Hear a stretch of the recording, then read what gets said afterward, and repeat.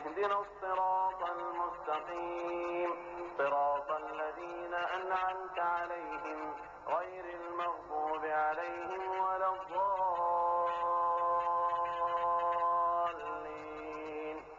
آمين. அஸ்ஸலாமு அலைக்கும். உங்கள் அனைவர் மீதும் எல்லாம் வல்ல இறைவனின் சாந்தியும் சமாதானமும் நிலவட்டுமாக. அன்பிற்குரிய சகோதரர்களே, இந்த நிகழ்ச்சி உங்களுடைய கேள்விகளுக்கு, இஸ்லாம் குறித்த சந்தேகங்களுக்கு, ஆட்சேபனைகளுக்கு விளக்கம் சொல்வதற்காக ஏற்பாடு செய்யப்பட்டிருக்கின்ற நிகழ்ச்சி. இதில் நீண்ட உரை நிகழ்த்தி அந்த நிகழ்ச்சிக்கு தடையாக இருக்க நான் விரும்பவில்லை. சுருக்கமாக இஸ்லாத்தை பற்றி ஒரு சின்ன அறிமுகம். இஸ்லாமிய மார்க்கத்தினுடைய முக்கியமான ஒரு அடிப்படை என்னவென்று சொன்னால், நாம் வாழுகிற இந்த உலகம் கடவுளால் ஒரு சோதனை களமாக நமக்கு அமைக்கப்பட்டிருக்கிறது. இந்த உலகத்திலே நல்லவர்களாக நம்முடைய வாழ்க்கையை அமைத்துக் கொண்டோம் என்று சொன்னால், இதற்கான பரிசை இன்னொரு உலகத்திலே கடவுள் தருவார். இதுதான் இஸ்லாத்தினுடைய மிக முக்கியமான அடிப்படை கொள்கை. இந்த உலகத்தை எல்லாம் ஒரு கட்டத்தில் கடவுள் அழித்த பிறகு திரும்பவும் அத்தனை மனிதர்களையும் கடவுள் வந்து உயிர்ப்பிப்பார். அதை நாங்கள் மறுமை என்று சொல்கிறோம். மறுமை வாழ்க்கை, நியாய தீர்ப்பு நாள் என்றெல்லாம் முஸ்லிம்களாகிய நாங்கள் சொல்கிறோம். அங்கே கடவுளிடத்திலே நாம் தேர வேண்டும் என்று சொன்னால், இந்த உலகத்திலே நல்லவர்களாக வாழ வேண்டும். இந்த உலகத்திலே கடவுளுடைய கட்டளைகளுக்கு கட்டுப்பட்டு நடக்க வேண்டும். சில தீமைகள் செய்கிற காரணத்தினால் இந்த உலகத்திலே நமக்கு சில அனுகூலங்கள் கிடைத்தாலும், நமக்கு சில சுகங்கள் அதனால் கிடைத்தாலும், கடவுளிடத்திலே பதில் சொல்ல வேண்டுமே என்று அஞ்சி அவற்றை தியாகம் செய்ய வேண்டும். நல்லவனாக வாழும் பொழுது இந்த உலகத்திலே சில சிரமங்களை தாங்க வேண்டி வந்தாலும் அதை மனப்பூர்வமாக தாங்கிக் கொண்டு நல்லவர்களாகவே தான் வாழ வேண்டும். அப்படி வாழ்ந்தால் கடவுளிடத்திலே அதற்கான பரிசை பெற்றுக் கொள்ளலாம். அப்படி அந்த மறுமை என்ற வாழ்க்கைக்கு ஒரு முடிவு கிடையாது. இந்த உலக வாழ்க்கைக்கு ஒரு முடிவு இருக்கிறது. 50 வருஷம், 60 வருஷம், 100 வருஷம்னு சொல்லி ஒரு லிமிட் பண்ணப்பட்ட வாழ்க்கையை நம்ம வாழ்ந்து கொண்டிருக்கிறோம். திரும்பவும் கடவுள் நம்மை உயிர்ப்பித்து தரக்கூடிய அந்த வாழ்க்கை நிரந்தரமானது, அழியாதது, எப்போதும் இருக்கக்கூடியது. அந்த மாதிரியான ஒரு வாழ்க்கையில நம்ம சொர்க்கம்ங்கிற பாக்கியத்தை அடையணும், நரக வேதனையில போய் நம்ம விழுந்துடக்கூடாது, அதை நமக்கு தாங்க முடியாது என்ற அச்சத்தை ஊட்டுவதற்காகத்தான் நபிகள் நாயகம் ஸல்லல்லாஹு அலைஹி வஸல்லம் அவர்கள் அல்லாஹ்வுடைய கடவுளுடைய இறுதி தூதராக அனுப்பப்பட்டு இந்த போதனையை தான் அவர்கள் உலகத்திற்கு சொன்னார்கள். ஒருத்தன் திருடுறான், அவன் இந்த உலகத்தில் நல்லா இருப்பான். கலப்படம் பண்றான், நல்லா இருப்பான். உள்ள ஒண்ணு வச்சு வெளியே ஒண்ணு விற்கிறான், உலகத்தில் நல்லா சொகுசா இருப்பான். ஊழல் பண்றான், லஞ்சம் வாங்குறான், நல்லா இருப்பான். நேர்மையா இருக்கிறான், கஷ்டப்படுவான். நேர்மையா இருப்பான், அடுத்த வேளை சாப்பாட்டுக்கு வழி இருக்காது. அப்ப இந்த மாதிரி கெட்டவர்கள்லாம் நல்லா இருக்கிறதையும் நல்லவர்கள்லாம் சிரமப்படுவதையும் பார்த்து நீனும் கெட்டவனாக ஆசைப்பட்டாத, இதெல்லாம் ஒரு தற்காலிகமான ஒரு சோதனை, இதுல நீ ஜெயிக்கணும், இந்த துன்பத்திற்கு பயந்து கொண்டு நீனும் கெட்டவன் ஆகிறாத அப்படிங்கிற ஒரு நல்ல அறிவுரையை மனிதனுக்கு சொல்வதன் மூலமாக ஒட்டுமொத்த மனித குலத்திற்கும் ஒரு நல்லதொரு ஆன்மீக பாதையை இஸ்லாம் காட்டுகிறது. இந்த ஒரு அடிப்படையை இஸ்லாம்ங்கிற நிறைய ஒரு விரிந்த தத்துவம் அது. அதுல உள்ள ஒரு முக்கியமான அம்சம் இந்த அம்சம். இதுதான் இஸ்லாத்தினுடைய ஆன்மீகத்தினுடைய ஜீவன், இஸ்லாத்தினுடைய ஆன்மீகத்தினுடைய உயிர்நாடியான கொள்கை இதுதான். இந்த அடிப்படையை உங்கள் மனதிலே பதிய வைத்து விட்டு இப்ப நம்ம கேள்விக்கு வர்றோம். கேள்விக்கு வரும்பொழுது ஏற்கனவே சொல்லிட்டாங்க, ஒரு ஆள் ஒரு கேள்வி தான் கேட்கணும்னு. ஏன்னாட்டா எல்லாரும் ஆர்வமா வந்திருப்பீங்க. ஒருவரே நிறைய கேள்வி கேட்கும் பொழுது இன்னொருவருக்கான அந்த சான்ஸ் மறுக்கப்பட்ட மாதிரி போயிடும். அதனால ஒரு கேள்வி ஒரு ஆள் கேட்கலாம். 30 டோக்கன் எதுக்கு உங்களுக்கு கொடுக்குறாங்கன்னு சொன்னா, இதுவரைக்கும் நாங்கள் நடத்துற நிகழ்ச்சிகள்ல பெரும்பாலும் ஒரு 30 கேள்விக்கு தான் பதில் சொல்ல முடிஞ்சிருக்குது. அதுக்காக 30 கொடுக்குறாங்க. நம்ம பாட்டுக்கு டோக்கன் கொடுத்துட்டு அந்த சொல்ல முடியாம ஒரு ஃபார்மாலிட்டி கொடுக்க கூடாது. இதுவரைக்கும் நடத்துற நிகழ்ச்சிகள்ல அதிகபட்சமாக ஒரு 30 கேள்விகளுக்கு தான் பதில் சொல்ல முடிஞ்சிருக்குது. அதுக்குள்ள டைம் முடிஞ்சிருது. அதனாலதான் ஒரு 30 பேருக்கு உங்களுக்கு டோக்கன் கொடுக்குறாங்க. உங்களுக்கு எந்த டோக்கன் வருதோ எங்களுக்கு தெரியாது, நீங்க என்ன கேள்வி கேட்பீங்களோ எங்களுக்கு தெரியாது. அந்த அளவுக்கு நாங்க எந்த செட்டிங்கும் பண்ணல. யாரையும் தயார் பண்ணி வச்சுக்கிட்டு இன்னென்ன கேள்வி எனக்கு கேட்கணும் அதெல்லாம் நாங்க பண்ணல. உங்களுக்கு என்ன நம்பர் வருதோ அதை எடுக்கிறீங்க. அந்த அடிப்படையில் வரிசையாக உங்கள்கிட்ட மைக்கு வரும், கேள்வி கேட்கறீங்க. இந்த கேள்வி கேட்கக்கூடிய நேரத்தில் ஆனால் ஏற்கனவே சொன்னபடி முஸ்லீம்களுடைய தரப்பில் இருந்து எந்த விதமான குறுக்கீடோ ஒரு உங்களை சங்கடப்படுத்துறதோ எதுவுமே இருக்காது. எப்படி வேணாலும் நீ கேட்கலாம், அடிக்கிற மாதிரி கூட கேட்கலாம். நாங்க சிரிச்சுக்கிட்டு தான் பதில் சொல்லுவோமே தவிர யாரும் கோவப்பட மாட்டார்கள். முஸ்லீம்கள்ல யாராவது கோவப்பட்டாங்கன்னு சொன்னா அவங்கள தான் வெளியேற்றுவோம். அதனால கேள்வி கேட்கிறவங்க எப்படி வேண்டாலும் நீங்கள் கேள்விகள் கேட்கலாம். உங்க மனசுல உண்மையிலேயே நீங்க எப்படி நினைச்சுக்கிட்டு இருக்கிறீங்களோ அதை கேட்கலாம். இந்த நிகழ்ச்சியினுடைய நோக்கத்தை நீங்க விளங்கிக்கணும். 2 காரணத்துக்காகத்தான் நாங்க இந்த நிகழ்ச்சியை நடத்துறோம். ஒன்னு, முஸ்லீம்களாகிய எங்களிடத்தில் பலவிதமான தவறுகள் இருக்கலாம், பல தப்புகளை நீங்கள் பார்க்கலாம். அப்ப கொடுத்து முடிச்சுக்கிறங்க. முடிஞ்சா ஓவரா அவ்வளவுதான் முடியும். என்னடா ஃபார்மாலிட்டிக்கு இதை செய்ய முடியாது பாருங்க. அதனால இப்ப இந்த நிகழ்ச்சியுடைய நோக்கத்தை விளங்கிக்கிறணும். 2 நோக்கம் தாங்க. ஒன்னு, முஸ்லீம்கள் தரப்பில் எவ்வளவோ தப்புகள் இருக்கும். உங்களை மாதிரி ஆட்கள் சுட்டி காட்டும் பொழுது எங்க சமுதாயத்தில் உள்ளவங்க அதை திருத்திக் கொள்வதற்கான வாய்ப்பு முதல்ல கிடைக்கும். இது ஒரு நோக்கம். 2வது, உங்கள சில பேர் இஸ்லாத்தை தப்பா புரிஞ்சிருப்பீங்க, அதனால ஒரு அதிருப்தியில் நீங்க இருப்பீங்க. அதுக்கு இஸ்லாம் என்ன சொல்லுதுன்னு சரியா புரிஞ்சு கொள்ளும் பொழுது உங்கள்கிட்ட உள்ள இந்த கசப்பு நீங்கும். ஒன்னும் எங்க சைடுல உள்ள தவறுகளை நாங்கள் திருத்திக் கொள்ள வேண்டும். 2வது, நீங்கள் தவறா புரிஞ்சிருந்தீங்கன்னு சொன்னா அதை நீங்க மாற்றிக்கொள்ள வேண்டும். இப்படி 2 நோக்கத்துல தான் இந்த நிகழ்ச்சியை நாங்கள் நடத்துகிறோம். இப்ப நம்ம கேள்விக்கு போயிருவோம். கேள்விக்கு போகலாம். கேள்வி நம்பர் 1 ஒரு நிமிஷம். தலாக் தலாக் தலாக் அப்படின்னு சொன்னோம்னாக்கா விவாகரத்து கொடுக்கறாங்க அப்படின்னு சொல்றாங்க. ஆனா மற்ற மதத்துல விவாகரத்து கேட்கறது ஈஸி. ஆனா கிறிஸ்தவ மதத்துல முஸ்லீம் மதத்துல அவ்வளவு ஈஸி இல்லைன்னு சொல்லிட்டு இருக்காங்க. ஆனா புனித நூல்ல விவாகரத்து கொடுக்கலாம், குரான்ல சொல்லி இருக்கு அப்படின்றாங்க. மற்ற மதத்துக்கார கிறிஸ்தவ மதத்தை எடுத்துக்கிட்டோம் சொன்னோம்னாக்கா பெண்கள் தவறான முறையில வாழ்ந்தால் ஒழிய அவங்களுக்கு விவாகரத்து கொடுக்க முடியாது அப்படின்ட்டு சர்ச்ல சொல்லிட்டு இருக்காங்க. நீங்க மட்டும் அந்த புனிதமான ஒரு மெய் விவாகத்துல தலாக்ன்ற ஒரு வார்த்தையை வச்சு விவாகரத்து கொடுக்கறோம்னு சொல்றீங்க. அப்ப அந்த எழுத்துல என்ன அடங்கி இருக்கு? அதுக்காக பெண்களுடைய வாழ்க்கை எப்படி முடிவு பண்றீங்க அப்படின்றது எனக்கு கொஞ்சம் விளக்கமா கொடுத்தீங்கன்னாக்கா கொஞ்சம் நல்லா இருக்கும். ரொம்ப நல்ல கேள்விதான் கேட்டிருக்கிறாங்க.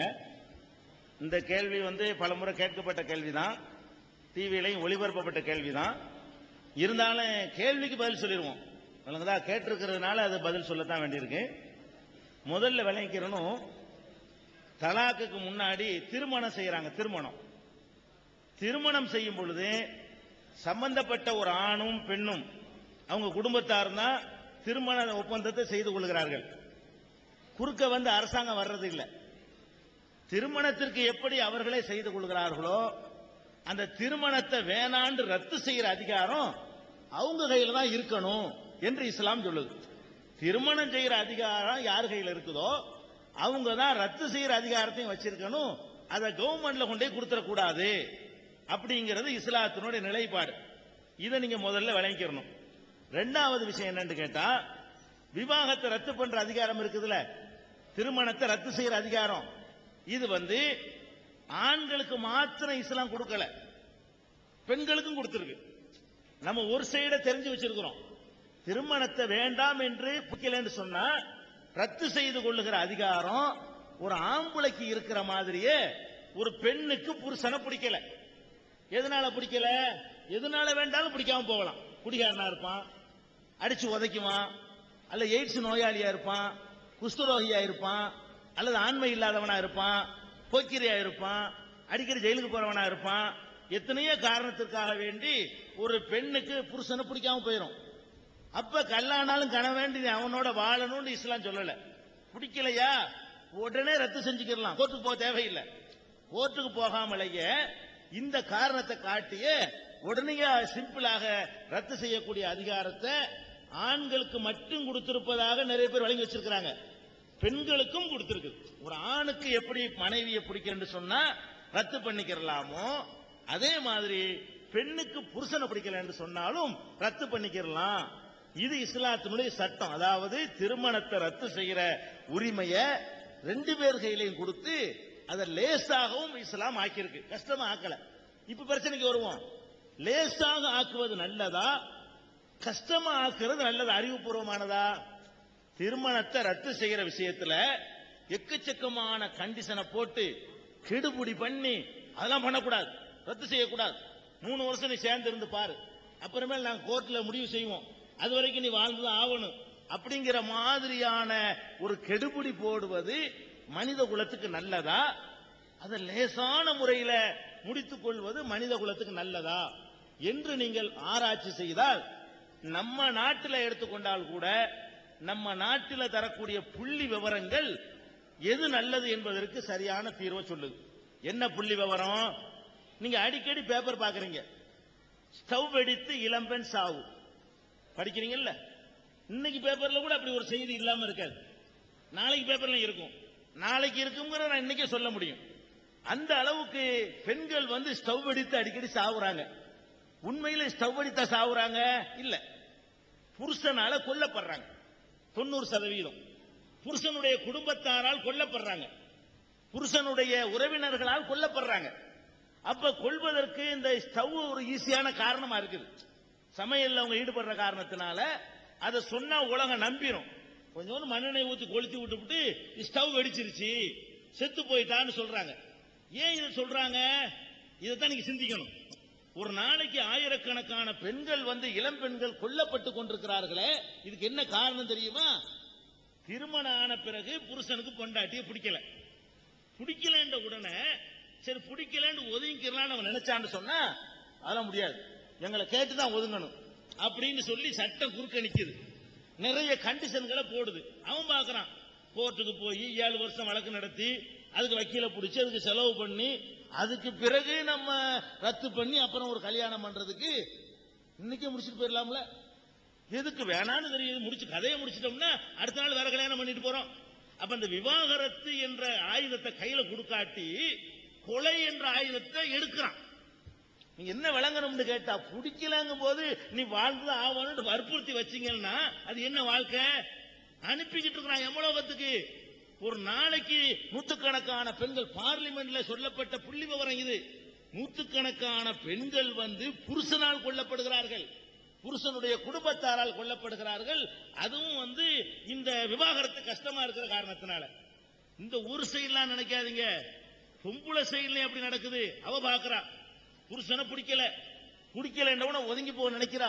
அதெல்லாம் போக கூடாது, ஒதுங்கிலாம் போக கூடாது, அவனோட இருக்கணும். இல்லைன்னா கோர்ட்ல நீ வழக்கு போடணும், 7 வருஷம் கழிச்சுதான் நீ விலகணும், 3 வருஷம் கழிச்சுதான் செய்யணும் அப்படின்னு அவ பாக்குறா.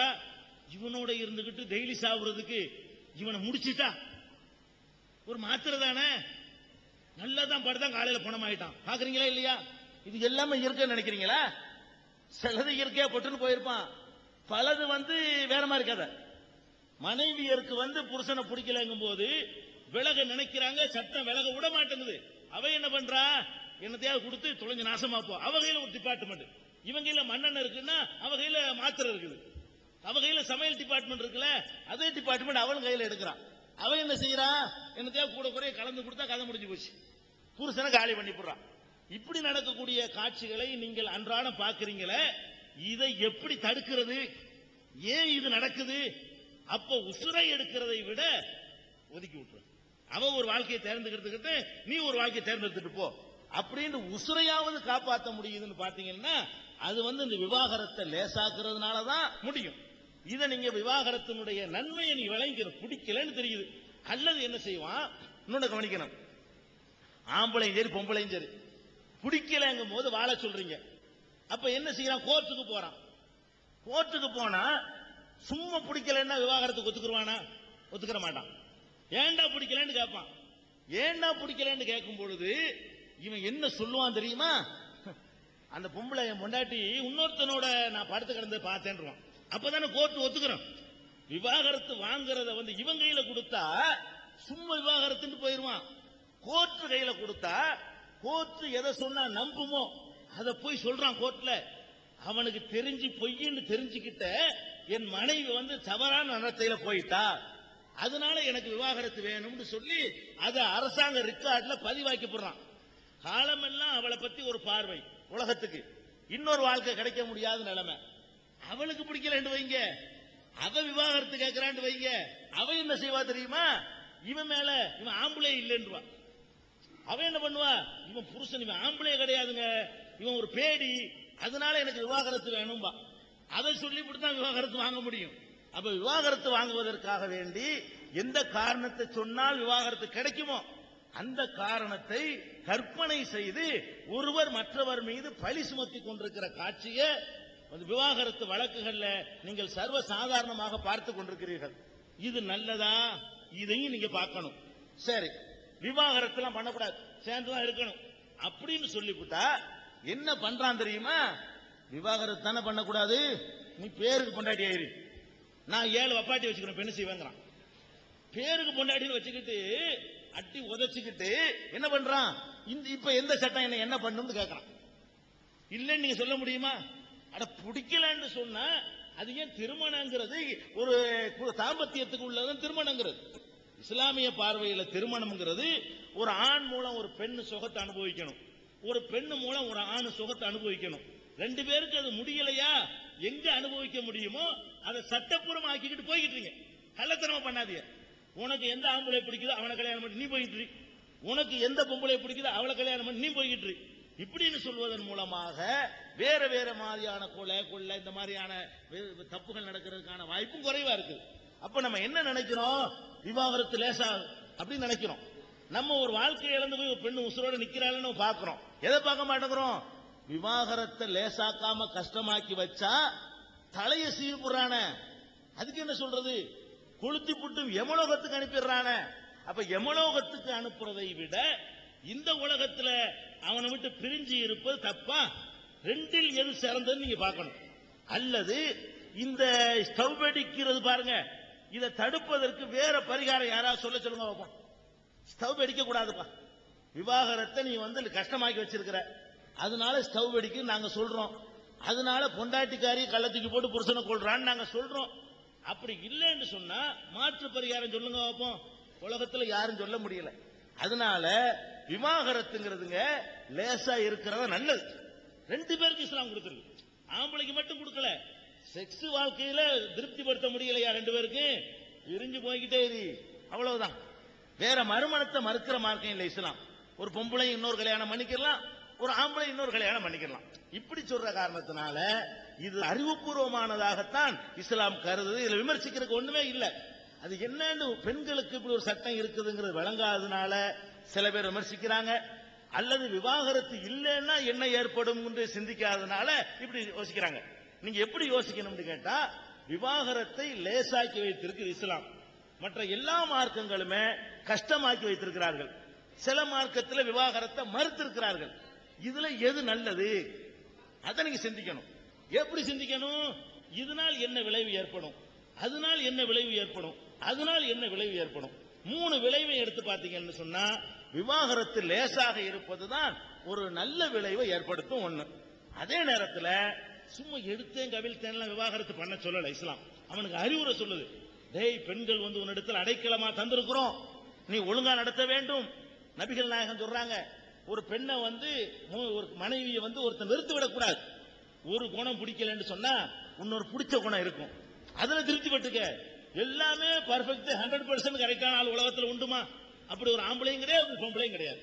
100% எல்லாம் கரெக்டா உள்ள ஒரு ஆம்பளை உலகத்துல உண்டா? இல்ல. ஒரு பொம்பளையும் கிடையாது. அப்ப நீங்க தாம்பத்தியம் நடத்தும் பொழுது சில குறைகள் இருக்கும். நீ என்ன பண்ணணும், அந்த குறைகள் அப்படி ஓரம் கட்டி வச்சுட்டு இன்னும் கொஞ்சம் பாரு ஒரு நிறை இருக்கும், அந்த நிறைய மனசுல வைத்துக் கொண்டு அவளோட வாழ்க்கை நடத்து, இல்லன்னா உனக்கு தண்டனை இருக்கு என்று அது ஒரு பக்கம் இஸ்லாம் எச்சரிக்கை தான் செய்யுது. சும்மா எடுத்தாங்க வித்தன்னு தலாக் விட்டுட்டு போன்னு சொல்லலாம் இல்ல. இதை நாம விளங்கி கொள்ள வேண்டும். இன்னும் சொல்றேன் கேளுங்க, விவாகரத்தை லேசாக்கி வச்சிருக்கு இஸ்லாம். முஸ்லிம்கள்ல விவாகரத்து செய்யப்பட்டவர்களுடைய சதவிகிதத்தை விட கோர்ட்டுக்கு போய் விவாகரத்து வாங்கியவர்களுடைய சதவிகிதம் ரொம்ப அதிகம். நீங்க விளங்கிக்கணும். நீங்க விவாதத்தை லேசாக்கி வச்சிருக்கின்ற உடனே அப்படி நாங்க பண்றோமா? இல்ல. இப்ப நமக்கு தெரிஞ்ச பிரமுகர்கள் எடுத்துக்கொண்டீர்களே, ஆனால் உங்களுக்கு தெரிஞ்சு முஸ்லிம் பிரமுகர்ல விவாகரத்து பண்ண ஒரு ஆளை சொல்லுங்க பாப்போம். ஒரு அப்துல் சமத, ஒரு அப்துல் லத்தீப, ஒரு காதர் மைதீன, ஒரு காகிதம் இஸ்மாயில் சாஹிப, ஒரு ரஹ்மான் கான, இப்படியான ஒரு மம்முட்டிய, இப்படி எந்த வகையிலாவது பிரபல்யமா உங்களுக்கு ஒரு ஆளை சொல்ல முடியுமா? சொல்ல முடியாது. நான் சொல்லுவேன், ஒரு கமலஹாசனை சொல்லுவேன், ஒரு ராமராஜனை சொல்லுவேன். இப்படியும் நான் அதுபாட் பட்டியல் போயிட்டே இருக்கும். லேசாக்கப்படலங்கிறீங்க, அவங்க நிறைய பண்ணிட்டு இருக்காங்க. முஸ்லீம்களுக்கு லேசாவும் ஆக்கிவிட்டு, அடே அப்படி பண்ணிராத, இது தப்பு, இப்பெல்லாம் நீ பண்ணணும்னா அல்லாட்ட நீ பதில் சொல்லி ஆவணும். ஒரு பெண்ணை ஒண்ணு அடைக்கலமா நீ வாங்கியிருக்கிற, 100% கரெக்டான ஆள் உலகத்தில் கிடையாது, அதனால குறைகளோட தான் அவங்க இருப்பாங்க, அந்த குறைகளோட தான் நீ ஏற்றுக்கொள்ளணும். பொம்பளைக்கு இந்த அறிவுரை இஸ்லாம் சொல்லுது. ஒரு ஆம்பளை ஏத்துக்கிறதா இருந்தா அவன் குறையோட தான் இருப்பான். குறை இல்லாத ஆம்பளை பார்க்க இயலாது. குறை நிறையும் பார்த்து குறைய மைனஸ் பண்ணிக்கிட்டு நிறைய மட்டும் மனசுல வச்சுக்க, இப்படி அறிவுரை சொல்லி தாம்பத்திய வாழ்க்கையை தொடருங்கள் என்றுதான் இஸ்லாம் அறிவுரை கூறுது. அந்த அறிவுரை எல்லாம் செல்லாத அளவுக்கு வெறுப்பு முத்தி போயிடுச்சுன்னு சொன்னா அப்ப கூட விட்டுன்னு சொல்லுதா இஸ்லாம்? அப்படி சொல்லல. என்ன சொல்லுதுன்னு கேட்டா, முதல்ல இஸ்லாம் சொல்லுது விவாகரத்து அவசரப்பட்டாத. என்ன பண்ணணும் தெரியுமா? கொஞ்ச நாளைக்கு படுக்கையிலிருந்து 2 பேர் விலகுங்கள். இஸ்லாம் சொல்லுது. எப்படி சொல்லுதுன்னு கேட்டா, குர்ஆன்ல அப்படி வழிகாட்டுதல் இருக்கு. உடனே தலாக் விட சொல்லல. படுக்கையிலிருந்து விலகி கொள்ளணும். புருஷன் முன்னாடி சேரக்கூடாது கொஞ்ச நாளைக்கு. அப்ப ஒருத்தருடைய அருமை ஒருத்தருக்கு தெரியுமா? இஸ்லாம் என்ன சொல்லுதுன்னா, வெயிலுடைய அருமை நிழலின் அருமை வெயிலில் தெரியும்னு சொல்லுவாங்க. இப்ப நிழல் நம்ம உட்கார்ந்து இருக்கிறோம், இதுவே உங்களுக்கு புழுக்கமா தெரியும். கொஞ்ச நேரம் அங்க நின்று வந்தீங்கன்னா சிலு சிலுன்னு தெரியும். இப்ப புழுக்கமா தெரிகிறது. நீங்க வெயிலுக்கு போயிட்டு வந்தா தான் நீங்க இருக்கிற இடம் எப்படிப்பட்ட ஒரு சுகமான இடத்துல இருக்குன்னு உங்களுக்கு விளங்கும். அதே மாதிரி பிரிஞ்ச பிறகுதான் மனைவி இல்லைங்கிற குறை அவனுக்கு தெரியும், புருஷன் இல்லைங்கிற குறை அவளுக்கு தெரியும். 2 பேரோட பிரிஞ்சு இருக்கக்கூடிய நேரத்தில் சீர்தூக்கி பார்ப்பாங்களாம். கொஞ்ச நாளைக்கு பிரிந்து விடுங்கள். இஸ்லாம் சொல்லுது, உங்களுக்குள்ள மனஸ்தாபம் வந்துருச்சுன்னு சொன்னா ஃபர்ரிகூஹும் ஃபில் மலாஜிஇ, குடும்ப தாம்பத்தியத்திலிருந்து கொஞ்ச காலம் பிரிந்து விடுங்கள். பிரிஞ்சிட்டீங்களா? பிரிஞ்ச பிறகு தன்னால சரியா வரும். அதுக்கு பிறகு சரியா வரலையா, உங்கள் குடும்பத்தில் ஒரு ஆளு, அவள் குடும்பத்தில் ஒரு ஆள், ஃபபஅது ஹக்கமம் மின் அஹ்லிஹி, குர்ஆன் வசனம் இது, வ ஹக்கமம் மின் அஹ்லிஹா, அவ குடும்பத்தில் ஒரு ஆளையும் உங்கள் குடும்பத்தில் ஒரு ஆளையும் வைத்து பேசி அதுக்கு தீர்வு காணுங்கள். எப்போதுமே சம்பந்தப்பட்ட 2 பேர் பேசினான்னு வைங்க, தீர்வே வராது. எனக்கு உங்களுக்கு சண்டை, நம்ம 2 பேரும் பேசினா தீர்ப்பே வராது. நடுவுல உள்ளவன் பேச விட்டா தான் அவன் கொஞ்சம் அந்த வேகத்தை எல்லாம் குறைச்சு போய் சொல்லுவான். அந்த சைடுல உள்ள மெசேஜ் மட்டும் வரும், வேகத்தை குறைச்சிக்கிடுவான். நான் வேகத்தோடவே சொல்லுவேன்.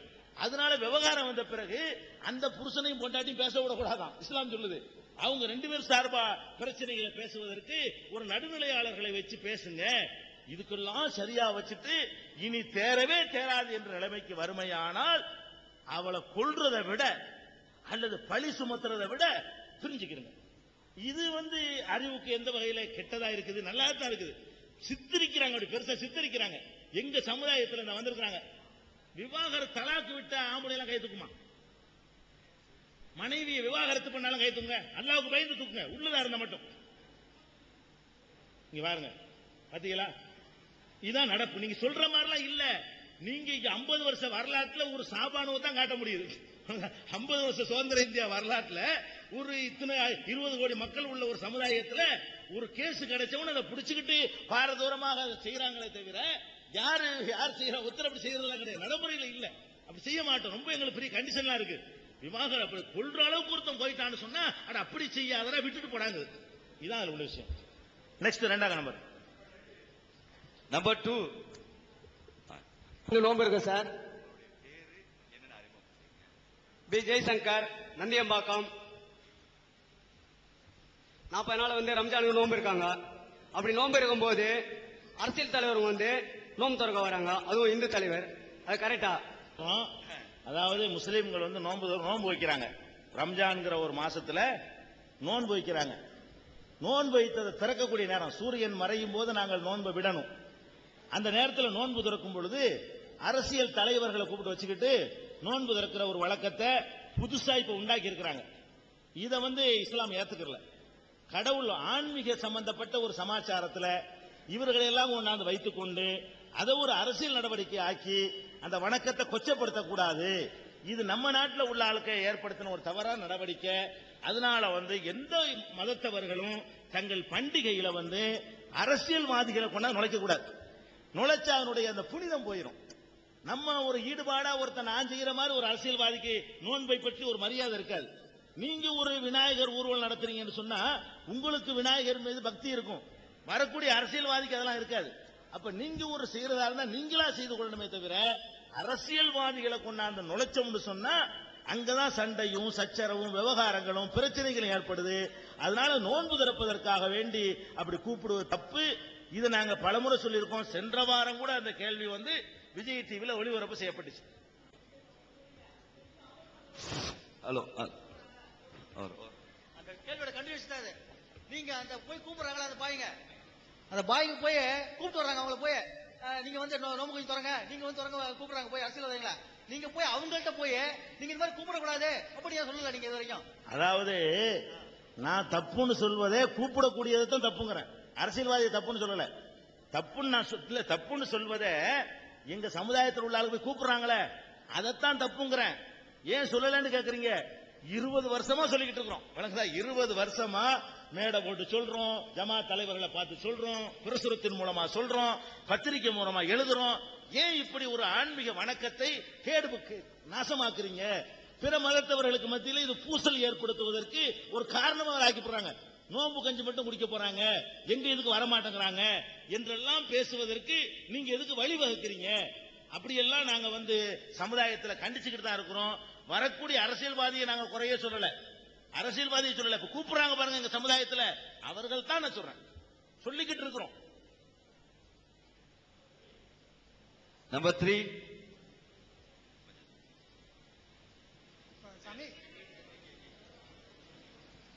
சமீபத்தில் இப்ப என்னோட பேர் முருகேசன், ஆலந்தூர். சமீபத்தில் பண்டிகை நடந்தது பாருங்க, முஸ்லீம் பண்டிகையில். அதில் ஆடெல்லாம் அறுத்தாங்க. அதை சொல்லி அவங்க மந்திரம் சொல்ற மாதிரி அறுத்தாங்க. அது பெரிய பாவமாக தோணுச்சு எனக்கு, உயிரை கொல்லாமல் இருக்குது. ஈவன் பைபிளில் கூட 10 commandmentsல டூ நாட் கில்னு இருக்கு. அப்படி இருக்கும்பொழுது இந்து மதத்தில் கூட உயிரை கொல்லாமல் இருந்தால் தான் மோட்சம் அடைய முடியும்னு சொல்லி இருக்குது. ஜீவகாரணியே மோட்சத்துக்கு திறவுகோல் அப்படின்னு இருக்குது. அப்படி இருக்கும்பொழுது இது மாதிரி கொலை பண்றது தப்புதான். சரி சரி ஐயா, அழகான முருகேசன் ஐயா அவர்கள் ஒரு அற்புதமான கேள்வியை கேட்டிருக்கிறாங்க. சமீபத்தில் பண்டிகையின் போது ஒரு ஆட்டை அறுத்தாங்க. ஆடு அறுக்கிறதெல்லாம் நாங்க பார்த்தோம். இது ஒரு கொடுமை தானே, ஜீவகாரியம் தானே மோட்சத்துக்கு வழின்னு சொல்லப்பட்டிருக்கிறது அப்படிங்கிற ஒரு கருத்தை அவங்க கேட்டிருக்கிறாங்க. இந்த கேள்வியும் பல முறை கேட்கப்பட்டு பதில் சொல்லப்பட்ட கேள்விதான், விஜய் டிவில ஒளிபரப்பான கேள்விதான். இருந்தாலும் கேட்கப்பட்டதற்காக வேண்டி நம்ம சொல்ல வேண்டி இருக்கிறது. முதல் விஷயத்தை நீங்க விளங்கிக்கிறணும், ஒரு உயிரை கொல்லக்கூடாது அப்படிங்கிறதுல வந்து நம்ம சொல்வதாக இருந்தால் அதை 100% சொல்லக்கூடிய நாம் கடைபிடிக்கணும். நம்ம சொல்றோம்னு சொன்னா அதை நம்ம கடைபிடிக்கணும். அப்படி உலகத்தில் கடைபிடிச்ச ஒரே ஒரு ஆள் உண்டுமான்னு கேட்டா ஒரு ஆள் கூட கிடையாது. ஏன் கிடையாதுன்னு சொல்றேன்னு கேட்டா, உயிரினம் என்பது ஆடு மட்டும் உயிரினம் இல்லை, கோழி மட்டும் உயிரினம் இல்லை. இது அல்லாமல் கோடிக்கணக்கான உயிரினங்கள் உலகத்தில் இருக்கின்றன. நீங்கள் தண்ணி குடிக்கிறீங்கன்னு வைங்களேன், தண்ணியில இருக்குது ஆயிரக்கணக்கான உயிரினங்கள். அவையும் தாம்பத்தியம் நடத்துது, அவை இனவிருத்தி செய்யுது, அவை பல்கி பெருகுது. அது கிருமின்னு சொல்லுவாங்க. அதையும் நீங்க ஒரு கண்ணாடி வச்சு பாத்தீங்கன்னு சொன்னா அது ஒரு கோழி சைஸுக்கு தெரியும். கோழி சைஸுக்கு கிருமியை பாக்குறதுக்கெல்லாம் கண்ணாடி இருக்குது. அப்ப நீங்க பச்சை தண்ணியை குடிச்சீங்கன்னு சொன்னாலும் உள்ளக்க சேர்த்து எத்தனையோ ஜீவன்களை சாப்பிடத்தான் செய்றீங்க. அதை கொதிக்க வச்சு சாப்பிட்டீங்கன்னு வைங்களேன், அப்பவும் சூப்பு சாப்பிடுறீங்கன்னு அர்த்தம். அந்த உயிரினங்களை சூப்பாக போட்டு சாப்பிடுறீங்கன்னு அர்த்தமே தவிர தண்ணி கூட நம்ம சாப்பிடக்கூடாது. ஏன் அந்த காலத்துல சாப்பிட்டவன மன்னிச்சிடலாம், தெரியாது. நாம நவீன யுகத்துல வாழும் பொழுது ஒரு கண்ணாடியில கொண்டு விட்டீங்கன்னு சொன்னா ஒரு கிளாஸ பாத்தீங்கன்னா உள்ளுக்குள்ள அவ்வளவு பெரிய ஜீவன்கள் இருக்குது, எக்கச்சக்கமான கோடிக்கணக்கான ஜீவராசிகள் வந்து பச்சை தண்ணீர வரைக்கும் இருக்குதுங்க. இதை நம்ம விளங்கிட்டு பார்த்தோம்னா அப்ப யாருமே இதை தவிர்க்கல. யாரு வந்து ஜீவகாரியம்னு சொல்றாங்களோ அவர்கள ஒருத்தர் கூட தண்ணி முடிச்சுக்கிறேன் தண்ணி கொடுக்காம இருக்கிறது இல்லைங்கிறது முதலாவது கவனிக்க வேண்டிய விஷயம். இரண்டாவது கவனிக்க வேண்டிய விஷயம் என்னன்னு கேட்டா, உயிர் என்பது பல படித்தரங்களை கொண்டது. மனிதனுக்கு உயிர் இருக்குது, அது ஒரு படித்தரத்தில் உள்ளது. ஆடு மாடுகளுக்கு ஒரு உயிர் இருக்குது, அது வேற படித்தரத்தை கொண்டது. நமக்கு பகுத்தறிவோடு இணைந்த உயிர் இருக்கிறது. ஆடு மாடுகளுக்கு வந்து உயிர் இருக்குது, ஆனா பகுத்தறியக்கூடிய அந்த பகுத்தறிவு கிடையாது. அதே மாதிரி தாவரங்கள் இருக்கு பாருங்க, அவற்றுக்கும் உயிர் இருக்குது. அந்த உயிர் அதை விட கொஞ்சம் கீழே, நமக்கு கீழே ஆடு மாடு, ஆடு மாட்டுக்கு கீழே தாவரம். தாவரத்துக்கு உயிர் இல்லை நீங்க சொல்ல முடியுமா? சொல்ல முடியாது. உயிர் இல்லைன்னா வளர, இதுக்கு உயிர் இல்லைன்னு சொல்லலாம். இந்த மைக்கு இப்படி தான் இருக்கும், வளராது, குட்டி போடாது, இப்படி பெருசாயிராது, இப்படித்தான் இருக்கும். ஒரு செடி, ஒரு நெல்லத்துக்கு போடுறீங்க, அதுல உயிர் இருக்க போய் தான் அது வளருது, பெருசாகுது. ஒரு நெல்லு 100 நெல்லு குட்டி போடுது. ஒரு நெல்லை உள்ள போடுறீங்க, 100 நெல்லு அது குட்டி போடுதுன்னு அர்த்தம். அது 100 நெல்லு உற்பத்தி ஆகுதுன்னு சொன்னா அந்த நெல்லுலையும் கூட ஒரு ஜீவன் இருக்குது. ஜீவன் இல்லாட்டி வளராதுங்க. எதுக்கு உயிர் இல்லையோ அது வளராது. காய்க்குது, கனிக்குது, கனியுது, பூக்குது, எல்லாம் அவ்வளோ பண்ணுது. இன்னும் சொல்ல போனா தாவரங்கள்லையும் கூட பூக்கள்லையும் கூட ஆண் பெண் இருக்கா இல்லையா? இதுல ஆண் பெண் இருக்குன்னு சொல்ல முடியுமா? நீங்க இந்த துணியில ஆண் பெண் இருக்குன்னு சொல்ல முடியுமா? சொல்ல முடியாது. எதுல சொல்ல முடியும்? பூவுல சொல்ல முடியுமே.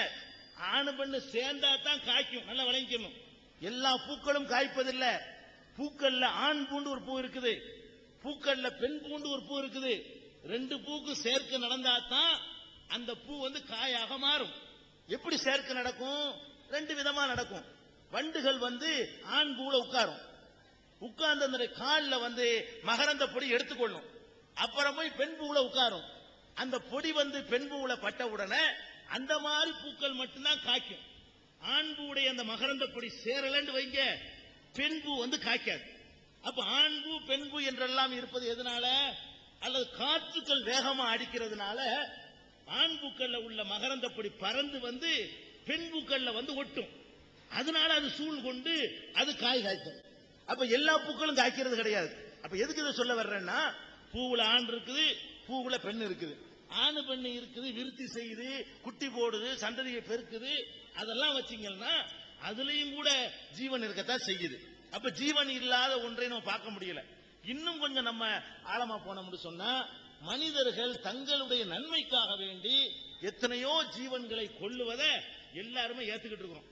உங்க ஊர்ல கொசு தொல்லை அதிகமா இருக்குன்னு சொன்னா எதுக்கு டாடாய்ஸ் வைக்கிறீங்க, எதுக்கு மேட்டு வைக்கிறீங்க? அதெல்லாம் கொல்லத்தானே செய்யுது.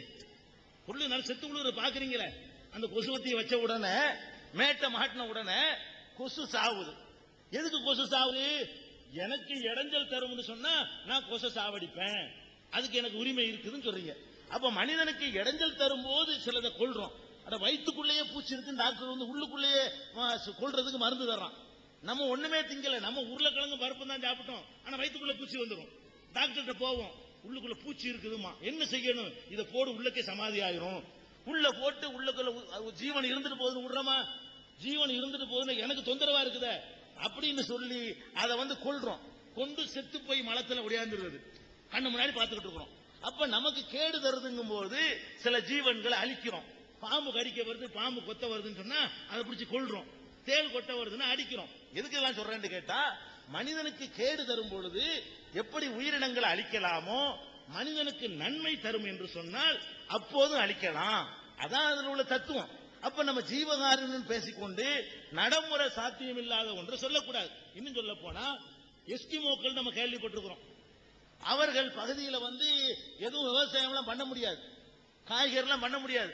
அவங்களுக்கு அதிகபட்சமா கிடைக்கிற உணவு என்னன்னு சொன்னா கடல்ல மீன் முடிச்சு சாப்பிடலாம். கடல்ல மீன் முடிச்சு சாப்பிடுவாங்க. அது அவன்கிட்ட போய்கிட்டு நீ வந்து சைவம் தான் சாப்பிடணும்னு சொன்னீங்கன்னு வைங்க, ஆள் போயிருவான், அவன் செத்து போயிருவான், அவனுக்கு ஒண்ணுமே கிடைக்காது.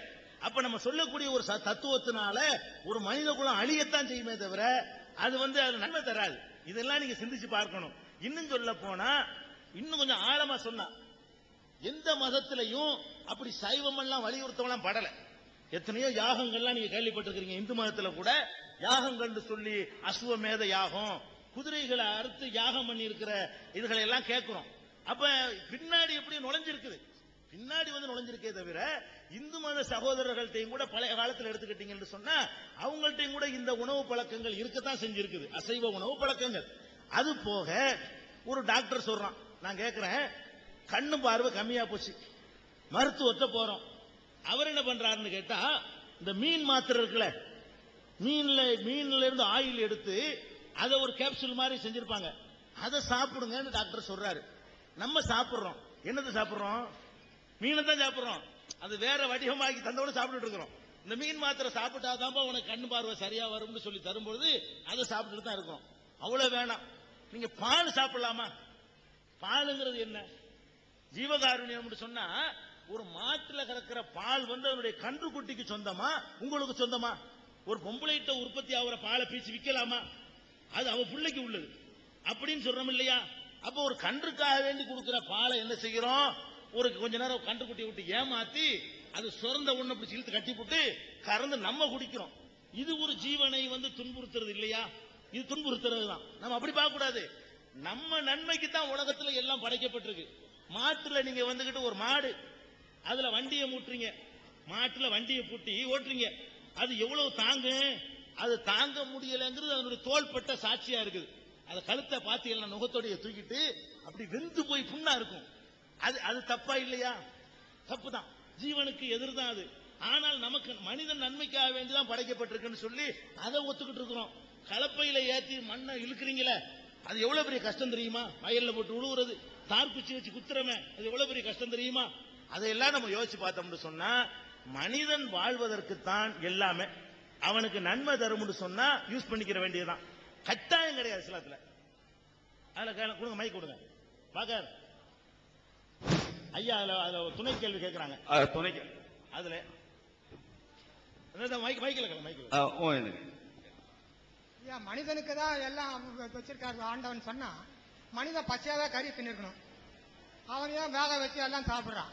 ஆனா மனிதனுக்கு தாவரங்க தான் வச்சிருக்குது. நமக்கு கோரப்பல்லு கிடையாது, கிடையாது, பச்சையாவே சாப்பிட முடியும்.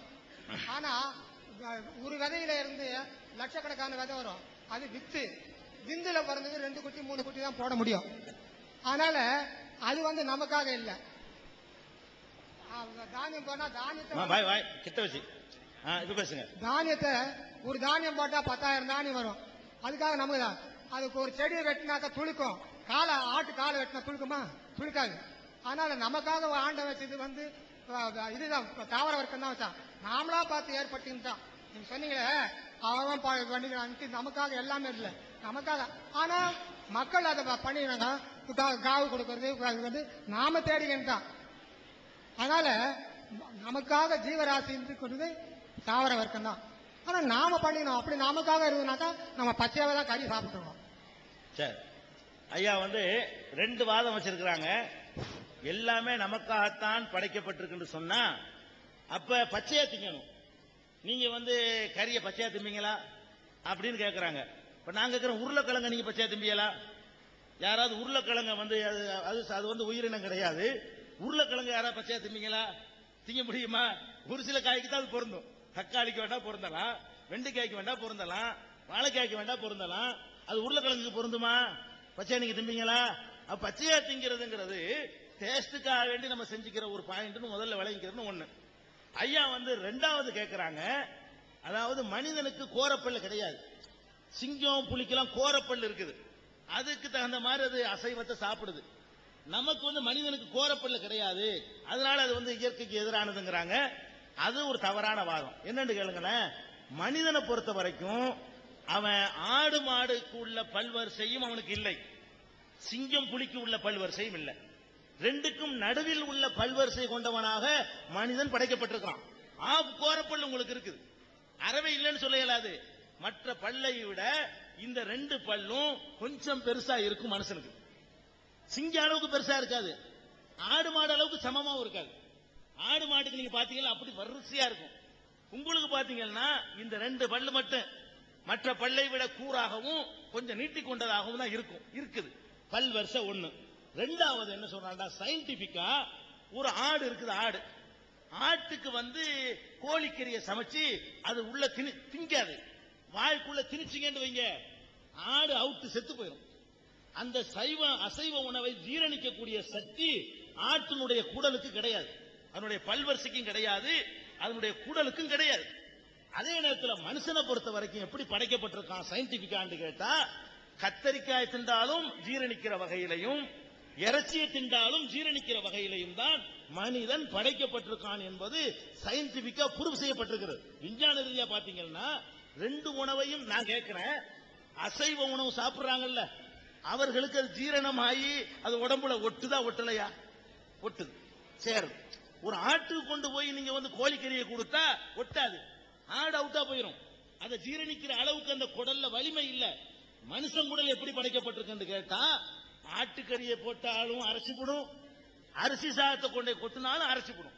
ரெண்டையும் அரைக்கிற மாதிரியான டைப்ல இயற்கையாக படைக்கப்பட்டிருக்கனாலதான் டாக்டர்களை சொல்றான், உங்களுக்கு புரோட்டீன் வேணும்னு சொன்னா இதை சாப்பிடுங்க அதை சாப்பிடுங்கன்னு சொல்றான். சொல்றதுல இருந்து என்ன விளங்குதுன்னு கேட்டா, அதை நம்முடைய உடல் ஏற்றுக்கொள்ளும் என்று விளங்குது.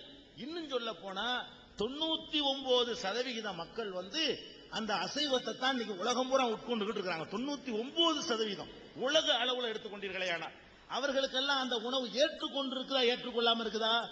யாருக்கு என்ன கேடு வந்துச்சு? ஒரு கேடு வரல.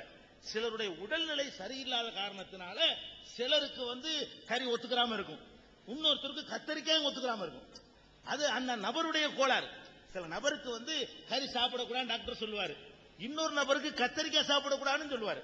அது அந்த நபருடைய கோளாறு தவிர உணவுகளை பொறுத்த வரைக்கும் ரெண்டையும் மனிதனுடைய குடலும் அந்த பல்லும் அதை அரைச்சு ஜீரணிக்க ஏற்ற வகையில் தான் படைக்கப்பட்டிருக்குது. அதான் இயற்கை, அது விளங்கணும். நம்பர் 4